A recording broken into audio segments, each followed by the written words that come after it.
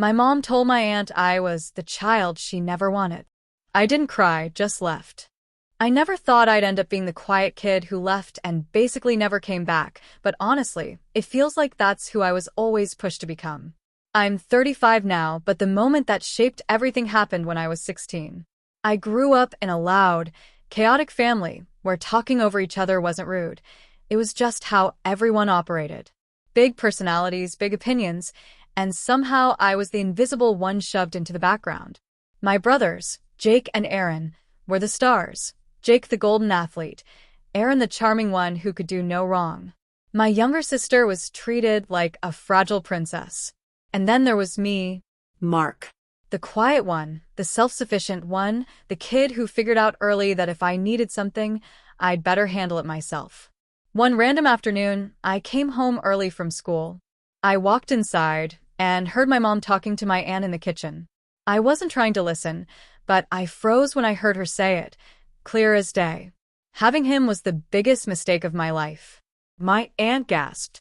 My mom kept going, complaining about how her life would have been so much better if he hadn't come along so early, how she never had time to herself because of him, how I ruined all her potential. I just stood there like I'd been unplugged. I didn't confront her or make a scene. I just quietly walked upstairs, sat on my bed, and stared at the wall. It didn't make me angry, it didn't even make me cry, it just shut something off inside me. From that day on, I stopped trying. Stopped trying to be noticed, to matter, to impress anyone. I started planning my exit instead. I applied to colleges literally across the country. Didn't tell anyone until the acceptance letter came. Graduated, packed my car, and drove 3,000 miles away. Everyone assumed I'd come home for summers or holidays like the rest of the family always did, but I didn't. I built a life far away from the noise, and for the first time in my life, people actually listened when I talked. College led to a good internship, which led to a solid job, and I slowly built myself up. Smart investing, quiet decisions, nothing flashy. I didn't share any of it with my family, not because I was hiding something, but because oversharing with them always somehow turned into drama or obligation. Fast forward almost 20 years. I'm 35, living a calm, steady life, comfortable but very private. I don't show off, don't post about money, nothing like that. But then last Thanksgiving happened. I made the mistake of visiting. My sister went snooping through my laptop bag while I was outside. When I walked back in, she was holding one of my financial documents like she'd found buried treasure. She yelled across the room, "Why didn't you tell us you have $12 million? Everything went silent. My whole family just turned and stared at me like I'd been lying to them for years. Then the questions started firing off like I was being grilled by detectives. How did you get that much? Why didn't you tell us? What are you planning to do with it? Why would you hide it?" I explained calmly that it wasn't some big secret. I just don't talk about money. It came from slow investing, a tech acquisition, and living below my means. Nothing magical. Nothing I owed anyone an explanation for. But the shock wore off fast and turned into something way uglier. Entitlement. My sister immediately said I should help her get her own place. My mom jumped in with, "Family takes care of family." Jake said I should redistribute a little.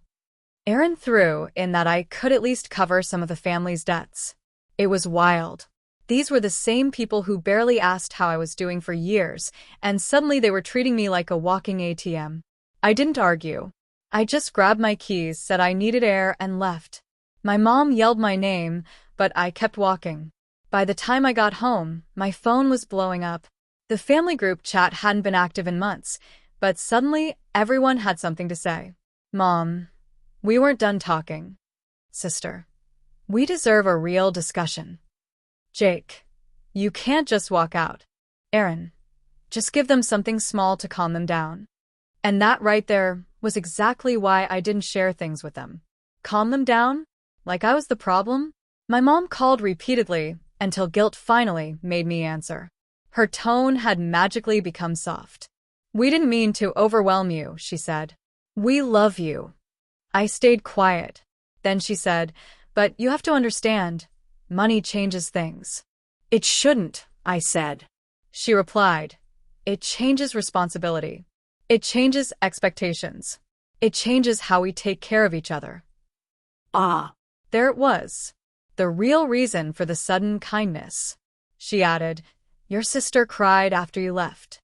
I waited for the part where she acknowledged any wrongdoing. It never came. Instead, she said, "All we're asking is that you help with family expenses. You're comfortable now." And I told her the truth.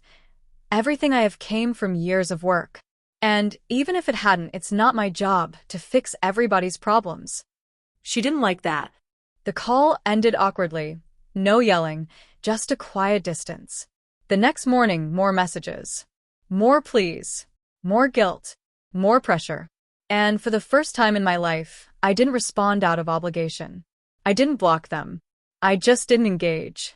And honestly, I felt lighter. Like I finally stepped out of a room I didn't realize had been suffocating me for decades. It took me half my life to understand this. Some families don't want you. They want access. They want the benefit of claiming you, not the work of loving you. I was never their golden child.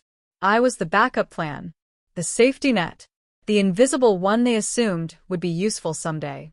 Well, I guess someday finally came, and I walked away instead. I built my life alone, and I'll protect it the same way.